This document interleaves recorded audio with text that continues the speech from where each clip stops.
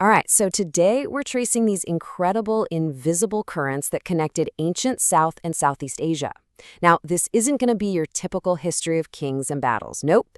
This is a story about how ideas, beliefs, and entire worldviews literally flowed across oceans, shaping cultures in ways you can still see today. So, let's dive in. So, here's how we're going to break it down. First, we'll start in a world that was totally connected by water. That's ancient Southeast Asia. Then we're going to jump over to what you might call the Indian crucible, where these powerful new ideas were being cooked up.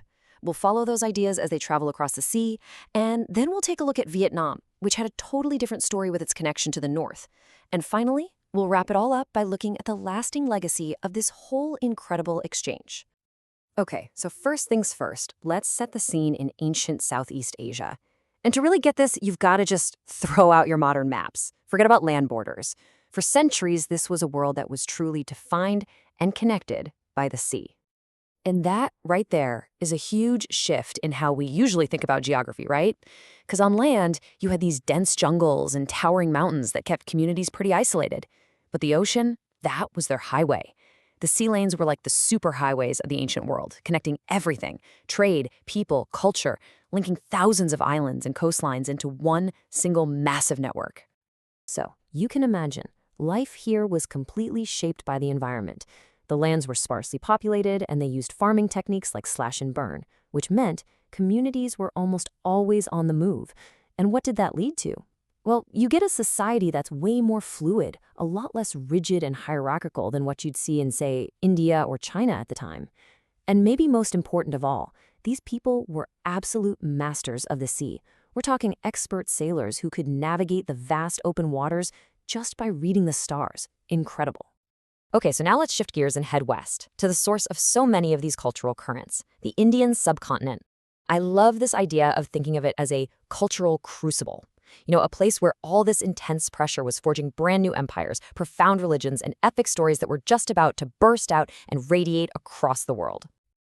All right, this timeline here gives us a real quick flyover of the key milestones. We're talking everything from the amazingly advanced cities in the Indus Valley to the arrival of the Aryans, the birth of the Buddha, and the rise of two massive empires, the Mauryan and the Gupta. Each one of these steps was setting the stage for India's huge cultural influence. I mean, get this, as early as 3000 BCE, the Indus Valley was home to two of the world's most advanced cities, Harappa and Mohenjo-daro. We're talking populations of up to 40,000 people each. They had multi-story homes with indoor plumbing, streets laid out in an orderly grid. They even had their own written script with over 400 symbols. This wasn't just a couple of settlements. This was sophisticated urban planning on a scale that honestly wouldn't be seen again in the region for another 1,000 years. Just mind-blowing. Then, around 1800 BCE, a new cultural wave washes in with these Indo-European pastoralists, who we often call the Aryans. They brought a new religion with them, one based on sacred hymns known as the Vedas. And over time, a priestly class, the Brahmins, developed this into what we call Brahmanism. It was a system built on really complex rituals and a pretty rigid social hierarchy. But out of this system, two absolutely world-changing ideas emerged. And these two concepts, samsara and karma, are totally intertwined. Think of it like this. Samsara is the endless cycle of death and rebirth. Your soul just keeps getting reincarnated. And karma? Well, karma is the engine that drives that whole cycle. It's the sum of your actions, the universal law that says what you do in this life determines whether you're reborn into a higher or lower state in the next one. And together, man, these ideas would become cornerstones for so much of the religious thought all across Asia. But then, a totally new voice emerges. Around 563 BCE, a prince named Siddhartha Gautama has this profound awakening and becomes the Buddha, which just means the enlightened one. And what he offered was a radical alternative. He said, there's a path to escape this cycle of suffering completely.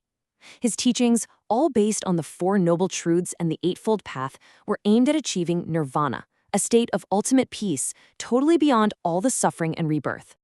And you can really see the difference when you put them side by side like this. Where Brahmanism was all about ritual and sacrifice and a super strict caste system, Buddhism was about spiritual enlightenment for the individual.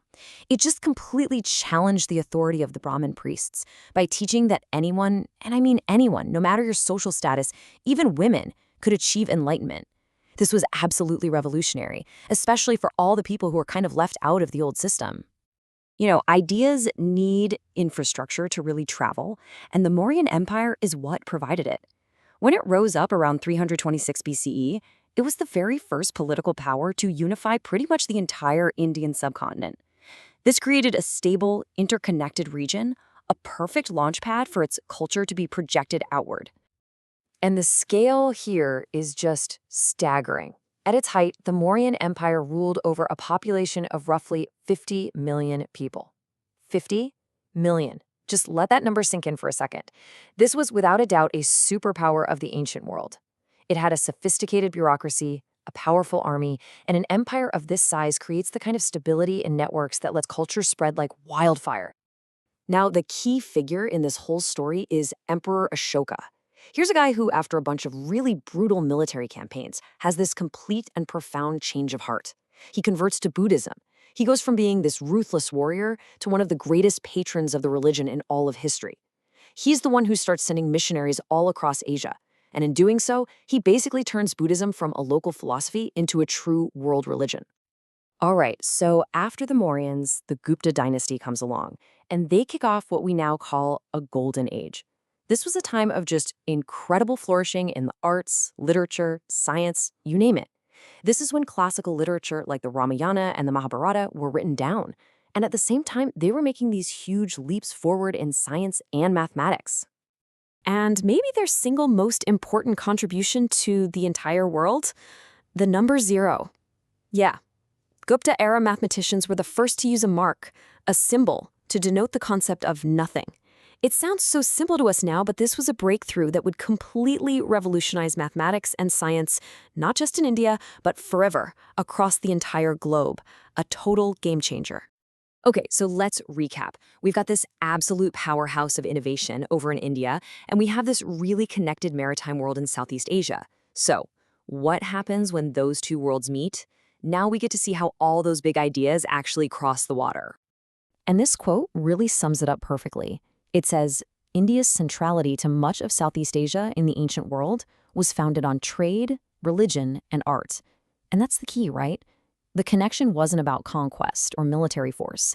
Instead, Indian influence spread through peaceful means, through commerce, through the powerful appeal of its religions, and through the sheer beauty of its art.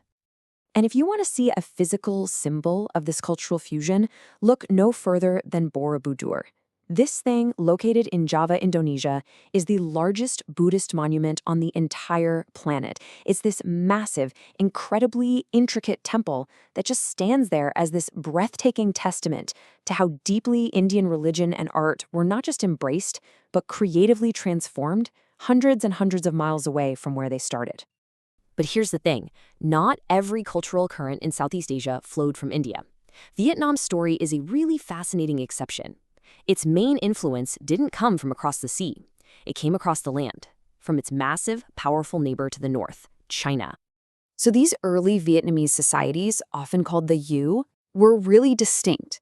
They were master rice farmers, they were known for adorning their bodies with tattoos, and just like their neighbors to the south, they were skilled boat travelers. But the big difference was political. They were super decentralized, organized into maybe 100 small independent communities. And they fought fiercely to maintain that independence for centuries. And nothing captures that fierce spirit of independence better than the story of the Trung sisters. In 40 CE, these two women, daughters of a general, led a huge rebellion against Chinese domination. And the image of them riding elephants into battle, wow, that became this powerful, enduring symbol of Vietnamese resistance that still resonates to this very day. So when you put it all together, what do you get? The story of ancient Southeast Asia isn't one of replacement, where one culture just takes over another. No, it's a story of synthesis. It's this beautiful, creative blending of powerful ideas coming from India and China, mixing with these vibrant and super resilient local traditions. And that process of synthesis is what created the totally unique cultural fabric you see in the region today. Which kind of leaves us with one final thought, doesn't it? The flow of ideas. It never really stops. So the question for you is, how do these ancient currents of culture, of religion, art, philosophy, how do they continue to shape the complex, interconnected world that we all live in right now?